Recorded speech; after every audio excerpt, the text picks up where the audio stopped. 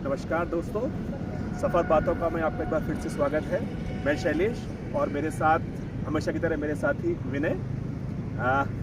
नए साल में इस बार हमने सोचा कि फिर से अपने एपिसोड की सीरीज़ को आगे बढ़ाया जाए और आज हम एक फिर नया चर्चा का विषय लेके आए हैं जो कि रामायण काल से लिया गया है। जैसा कि आप सभी को पता है कि भगवान श्री राम जो अपना वनवास ख़त्म करके और लंका पे विजय प्राप्त करके वापस आए तो उनका फिर से राजतरक हुआ और वो खुशी खुशी वापस रहने लगे। बट कुछ समय पश्चात फिर से माता सीता को उनसे अलग होना पड़ा। तो उस समय की कुछ कहानियाँ प्रचलित हैं जिनमें से एक कहानी है लव कुश के जन्म के बारे में।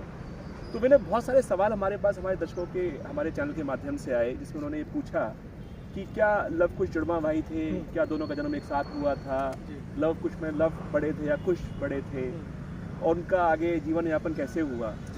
तो हमने सोचा क्यों ना इस पर हम अपना एक एपिसोड बनाते हैं और जहाँ पे दर्शकों के जितने सवाल हैं उनका एक जवाब देने की कोशिश करते हैं ताकि उन्हें भी एक नया कुछ पर्सपेक्टिव मिल सके इस बारे में। तो मैंने ज़रा बताओ, जैसा कि तुम इन सब मामलों की अच्छी जानकारी रखते हो, तो कुश के जन्म के बारे में बताओ कि ये सब कैसे हुआ, क्या जितने दर्शकों के सवाल हैं वो मैंने पहले आपको बता दिए। तो ज़रा इस पर प्रकाश डालो। नमस्कार सर।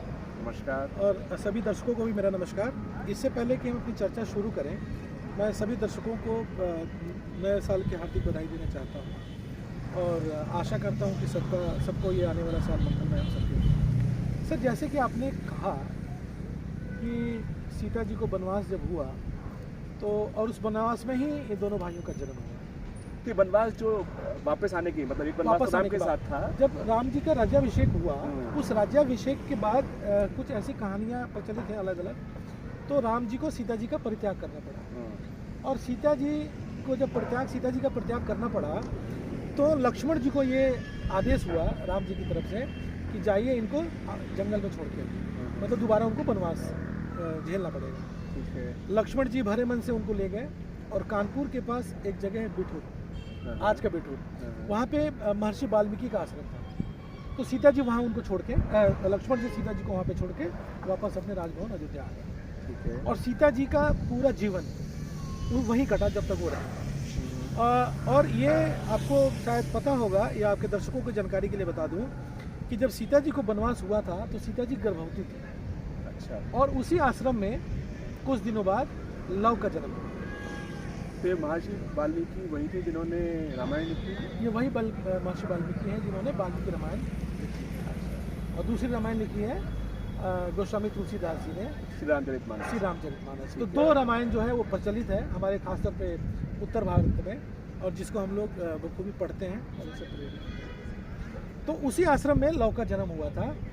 और जैसा कि हमने सब जगह पढ़ा है और देखा है कि जब आप किसी वनवास में रहते हैं, जंगल में रहते हैं, किसी आश्रम में रहते हैं तो वहाँ पे आपको हर चीज़ अपने जीवन यापन की सारी जो क्रियाकलाप है वो खुद ही आपको करना पड़ेगा।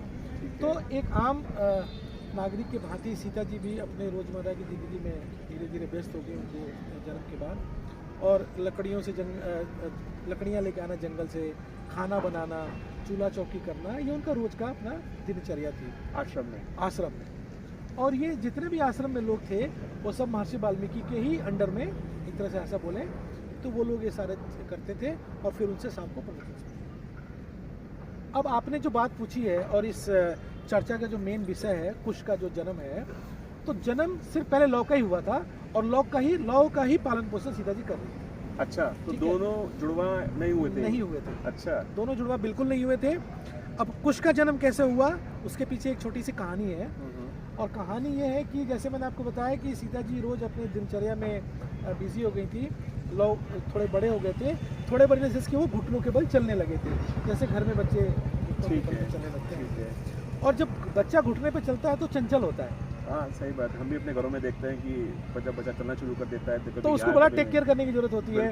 वो कभी यहाँ चला जाएगा, कभी वहाँ चला जाएगा, वो एक जगह, तो उसमें उसको एक गहन सुपरविजन की जरूरत होती है, इधर ना भाग जाए बच्चा, उधर ना भाग जाए। तो सीता जी को लकड़ी लेने जाना था जंगल से, तो वो लौ को गोद में लेके और महर्षि वाल्मीकि के पास गई कि, और महर्षि वाल्मीकि उस टाइम व्यस्त थे अपने कुछ काव्य वगैरह के रचना में। तो उनके पास लव को बिठा के सीता जी ने उनसे कहा कि महर्षि आप लव का ध्यान रखिए जब तक मैं जंगल से कुछ लकड़ियाँ लेके आती हूँ। ठीक है। तो महर्षि क्योंकि अपने कार्य में इतना ना बिजी थे, इतना ना व्यस्त थे कि उन्होंने सीता जी की बात पे इतना ध्यान नहीं दिया। और सीता जी ने उनको बिठाया जब लौ को वहाँ पे, तो महर्षि ने हामी भरी ऐसे अपना सर हिला के, ठीक है कि हाँ, तो उसका मतलब है कि ठीक है तुम जाओ ना, I will take care of, उनका ध्यान रखूंगा। लेकिन सीता तो ठहरी माँ, और एक माँ का दिल कैसे मान सकता था, क्योंकि सीता जी ने देखा कि महर्षि ने बहुत अटेंशन से मेरी तरफ हाँ नहीं कहा। ठीक है। तो जब वो थोड़ी दूर चली गई फिर वापस आई, उनको लगा कि नहीं महर्षि को अपना काम करने देते हैं, मैं लौ को अपने साथ लेके जंगल में चली जाती हूँ।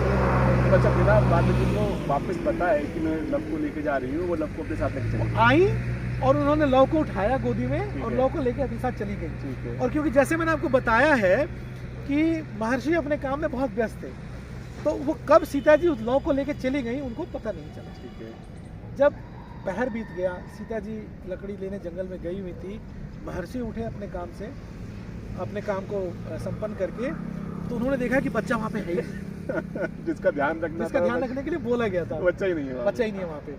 महर्षि ने चारों तरफ आश्रम में ढूंढ लिया, बड़ा आश्रम होगा, चारों तरफ ढूंढा, बच्चा कहीं नहीं मिला। अब बच्चा मिलता कैसे, क्योंकि बच्चा तो अपनी माँ के साथ जंगल में गया हुआ था। तो अब महर्षि को थोड़ा सा डर हुआ कि भाई अब सीता अगर आती हैं तो मैं उनको जवाब क्या दूंगा। अगर किसी को मुझे देखभाल करने के लिए बोला गया था और वो बच्चा ही गायब हो गया, तो उसकी माता की ममता और उस माँ के सवालों का जवाब कौन देगा। महर्षि क्योंकि महर्षि थे, उन्होंने कुछ तरह घास होता है, हाँ, मतलब जो जनरली अभी यहाँ तो हम नहीं देख सकते, यहाँ पे है, लेकिन बरसात के दिनों में घास की उत्पत्ति होती है। ठीक है। तो उन्होंने क्या किया, गए और वहाँ पे कुसका घास था, उसका घास उखाड़ा और उसको बालक का रूप दे दिया। अच्छा, अपने शक्तियों से और मंत्र देके उसको उस लव के जैसा ही हूबहू बना दिया, उसी एज में, उसी आकार में, और लाके बच्चे को वहीं बिठा दिया। Same duplicate love. ठीक है। जब सीता जी वापस आई जंगल से, तो महर्षि ने देखा कि सीता जी के तो आपने पहले से ही लव बच्चा है, मतलब लव है उनके गोद में।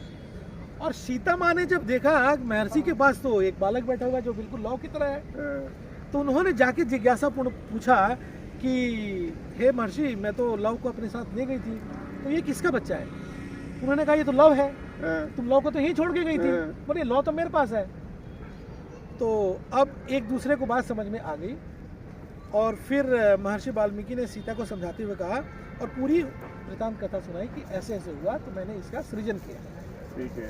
तो तुम अब एक काम करो, क्योंकि तुम तो जगत जननी हो, तो इस बालक को भी अपनाओ, और क्योंकि इसका जन्म कुश घास से हुआ है, तो इस बच्चे का नामकरण आज से कुश होगा। अच्छा, तो ऐसे करके लव और कुश, ऐसे करके फिर लव और कुश का जन्म हुआ, और फिर आगे लव भी राजा बने, फिर कुश भी राजा बने, अलग अलग क्षेत्रों का। इस तरह से एक तरह से जुड़वाई हो, क्योंकि सेम थे, तो एक तरह से वो जुड़वाई, और क्योंकि जब उनकी उत्पत्ति हुई तो सेम एज में हुई जिस एज में लव थे, तो इसलिए उनको जुड़वा भाई बोला जाता है। अच्छा। लेकिन लव कुश की जो उत्पत्ति थी वो एक घास के द्वारा हुई थी, कुश घास के द्वारा, इसलिए उनका नामकरण कुश किया गया। तो ये है पूरी लव और कुश के जन्म की बात।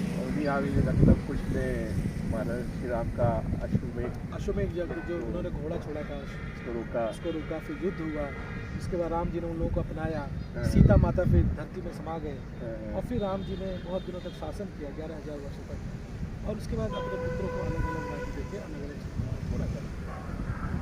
तो बड़ी रोचक कहानी है ये कुश के जन्म के बारे में। जनरली ऐसा माना लोगों को लगता है कि लव कुश जुड़वा भाई थे और उनका जन्म एक साथ हुआ था, लेकिन जैसा तुमने बताया कि कुश का जन्म कुश घास के द्वारा हुआ था, और वो ऐसे करके वो लव के भाई बने और बाद में लव कुश के नाम से प्रसिद्ध हुए। धन्यवाद विनय, तुम्हारा इस टॉपिक पे अपना व्यू शेयर करने के लिए। होपफुली दर्शकों को ये पसंद आया होगा। प्लीज़ हमारे साथ जुड़े रहिए हमारे चैनल पे सफ़र बातों का, और उसको सब्सक्राइब कीजिए। अगर आपको हमारी वीडियोस अच्छी लगती हैं तो उसे लाइक कीजिए। धन्यवाद। और दूसरों से भी सब्सक्राइब करवाइए, ताकि हम अपनी इस धरोहर को, जो हमारी बहुत रिच एक समृद्ध धरोहर है, संस्कृति है, इतिहास है, उसको हम पूरी दुनिया में लोगों को बता सकें, दिखा सकें और उसके बारे में जानकारी दे सकें। नमस्कार।